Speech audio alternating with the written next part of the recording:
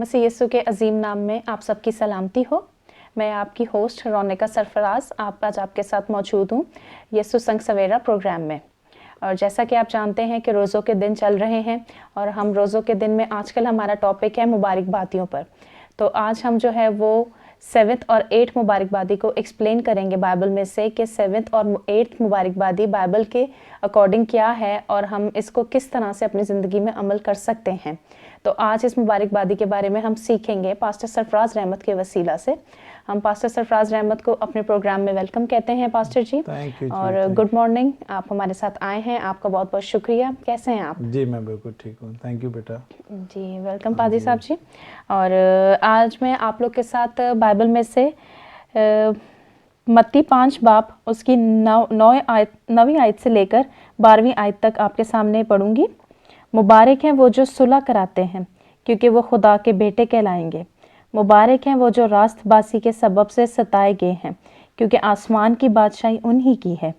जब मेरे सबब से लोग तुमको लानतान करेंगे और सताएंगे और हर तरह की बुरी बातें तुम्हारी निस्बत नाहक कहेंगे तो तुम मुबारक होगे। खुशी करना और नहायत शादमान होना क्योंकि आसमान पर तुम्हारा अजर बड़ा है, इसलिए कि लोगों ने उन नबियों को भी जो तुमसे पहले थे इसी तरह सताया था। आमीन आमीन एंड गॉड ब्लेस यू। मुबारकबादियाँ हम बात कर रहे हैं कि बादशाही के बेटों के करैक्टर की बात कर रहे हैं और ये पहाड़ी वाज के ऊपर बातें हो रही हैं। और चूँकि यीशु मसीह ने जब वाज किया था और उसने कहा था, पहला वाज उसमें कहा था कि तौबा करो क्योंकि आसमान की बादशाही नज़दीक आ गई है। चूँकि यीशु मसीह अपनी बादशाही को इस्टेब्लिश करने के लिए ज़मीन पर आए हैं और उसकी बादशाही में जो लोग आएंगे वो रहम दिल होंगे, वो पाक होंगे, वो रास्तबाजी के भूखे और प्यासे होंगे, वो गमगीन यानी खस्ता हाल दिल के साथ खुदावंद की भूख और प्यास रखने वाले होंगे, दूसरों पर रहम और तरस खाने वाले होंगे। और फिर आगे आता है पाक दिल होंगे। तो पाक दिल खुदा के साथ रहने वाले वो लोग होंगे जो खुदा के बेटे यीशु मसीह के खून से धुले हुए लोग होंगे। तो जब हम बात करते हैं मुबारक में जो सुलह कराते हैं तो सबसे बड़ी जो हमें इमेज मिलती है या जो हमें मिसाल मिलती है वो खुदा के बेटे यीशु मसीह की मिलती है। इंसान और खुदा की जो आपस में नाराज़गी हो गई थी अदन में, यानी इंसान ने नाफरमानी की और खुदा इंसान से दूर हो गया और ये जो बीच में दीवार आ गई थी उस हायल दीवार को ख़त्म करने के लिए खुदा का बेटा यीशु मसीह ज़मीन पर आया और वो कलमा जो अनदेखा था अब उस कलमे को हमने सूरत की शक्ल में देखा। और कलाम में अगर आप पहला यूहन्ना का ख़त पढ़ें तो वहाँ पे लिखा है वो कलाम जो हम कभी सुनते थे अब उस कलाम को हम छू कर देखते हैं। ओह प्रेज द लॉर्ड। तो ये कौन कह रहा है? ये यूहन्ना कह रहा है अब उस कलाम को हमने छू के देखा है। वो कलाम जो कभी हम सुनते थे, जिस कलाम को हम लोग कभी देख नहीं सकते थे, और मूसा ने तो कहा था खुदा मैं तुझे देखना चाहता हूँ, ठीक है ना।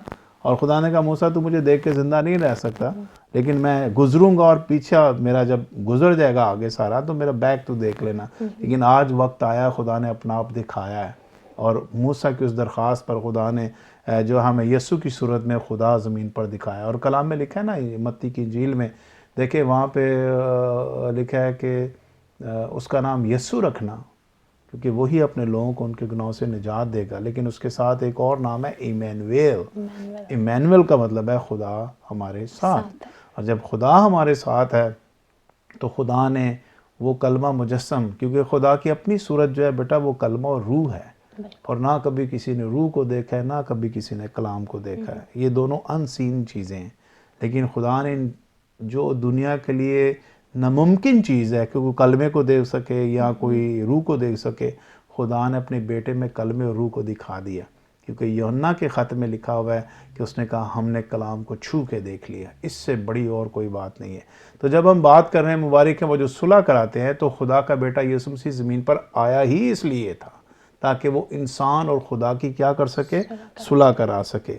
तो जब यीशु मसीह की ज़ात पर गौर करते हैं तो यीशु मसीह ने जो बीड़ा उठाया कि मैं इंसान और खुदा की सुलह कराऊं, तो इसलिए जब ज़मीन पर यीशु मसीह ने पानी के बपतिस्मा लिया تو اس میں سے ہو کر جب یسوع مسیح نکلے تو اوپر سے ایک آواز آئی تھی, یہ میرا پیارا بیٹا ہے جس سے میں خوش ہوں.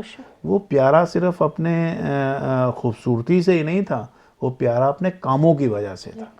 ٹھیک ہے. تو جب کنویں کے اوپر جب وہ اس سامری عورت سے باتیں کر رہا تھا تو شاگرد ایک دفعہ کا وقت ہے کہ کھانا لے کے آئے, اور شاگردوں نے کہا ربی ہم کھانا لے کے آئے, کھانا کھا لے. تو اس نے کہا میرا کھانا تو ہو چکا, میں تو کھانا کھا چکا. وہ سمجھے کہ اس کے لیے کھانا کون لے کے یہاں پہ آیا ہے. تو یسوع مسیح نے کہا میرا کھانا یہ ہے کہ میں اپنے بھیجنے والے کی مرضی کو پورا کروں. اب اندازہ کریں انسانوں کا کھانا اور خداوند یسوع مسیح کا کھانا کتنا فرق ہے. اس کا کھانا یہ ہے کہ وہ اپنے بھیجنے والی کی مرضی کو پورا کرے. ہمارا کھانا یہ ہم بریانی کھائیں, ہم قورمے کھائیں, ہم اچھے اچھے موروکن غذائیں کھائیں. ہمارا کھانا تو یہ ہوتا ہے. اور ایون شاگرد وہی فزیکلی کھانا لے کر بھی ان کے لیے آئے تھے. لیکن یسوع مسیح کا کھانے سے بڑھ کر کانسیپٹ یہ ہے, اور روزوں کے دنوں میں بھی ہمارا کھانا اس وقت بھی روزے کھلوانا, روزے کھولنا, یہی ہمارا روزہ ہوتا ہے. لیکن خداوند کہتا ہے مجھے یہ روزہ نہیں چاہیے, مجھے وہ روزہ چاہیے جو ظلم کی زنجیریں توڑی جائیں, جن پر رحم کرنا چاہیے ان پر رحم کیا جائے. جہاں صلح اور امن نہیں ہے وہاں صلح اور امن کو قائم کیا جائے. جہاں پر رحم نہیں ہے وہاں رحم کیا جائے. جہاں پر نافرمانی ہے وہاں پر فرما برداری کو قائم کیا جائے. ایکچولی تو روزہ یہ ہے.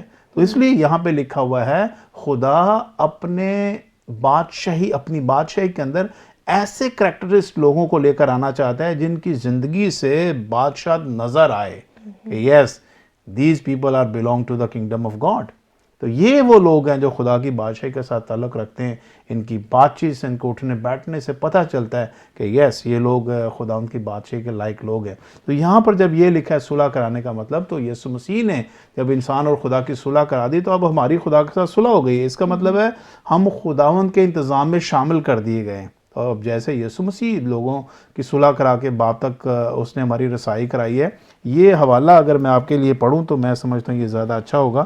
یہ ہے پہلا کرنتھیوں اور نہیں سوری دوسرا کرنتھیوں ہے, اور اس کا باب نمبر 5 ہے.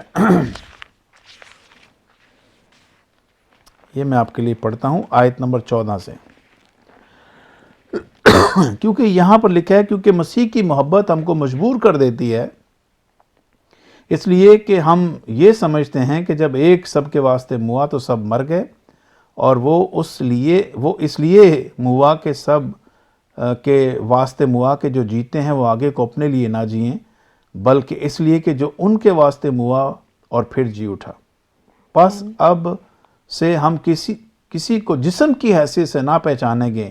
ہاں اگر سے مسیح کو بھی جسم کی حیثیت سے جانا تھا مگر اب سے نہیں جانیں گے, اس لیے کہ اگر کوئی مسیح میں ہے تو وہ نیا مخلوق ہے, پرانی چیزیں جاتی رہی دیکھو وہ نہیں ہو گئیں, اور سب چیزیں خدا کی طرف سے ہیں جس نے مسیح میں یا مسیح کے وسیلہ سے اپنے ساتھ ہمارا ملاپ کر لیا, یعنی صلح کرا لی, اور میل ملاپ کی خدمت اب کیا کر دی ہے, ہمارے سپرد کر دی. مطلب یہ ہے کہ خدا نے مسیح میں ہو کر اپنے ساتھ دنیا کا میل ملاپ کر لیا اور ان کی تقصیروں کو ان کے ذمہ نہ لگایا, اور اس نے میل ملاپ کا پیغام اب کیا کر دیا ہے, ہمیں سونپ دیا ہے. اب ہم خداوند کے اس انتظام میں شامل ہیں. اب ہم دکھ میں ہوں, سکھ میں ہوں, مصیبت میں ہوں, یہ خداوند کا ہمارے لیے انتظام ہے کہ ہم ہر سچویشن میں خداوند کی شکر گزاری کریں.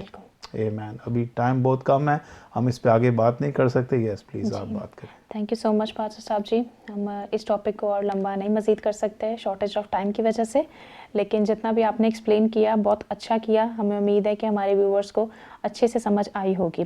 اور آج مبارکبادیوں کا لاسٹ ٹاپک تھا. اگر آپ کو اس سے ریلیٹڈ کوئی بھی کویشچن ہے یا کوئی چیز سمجھ نہیں آئی تو آپ کمنٹ سیکشن میں ضرور بتا سکتے ہیں. ہم مزید آپ کو اس بارے میں اور تفصیلات دے سکتے ہیں. اور تھینک یو سو مچ آپ سب کا اس پروگرام کو دیکھنے کا, BTL چینل کو دیکھنے کا. اس BTL چینل کو لائک کیجئے, شیئر کیجئے اور سبسکرائب ضرور کیجئے گا. Thank you so much. God bless you all.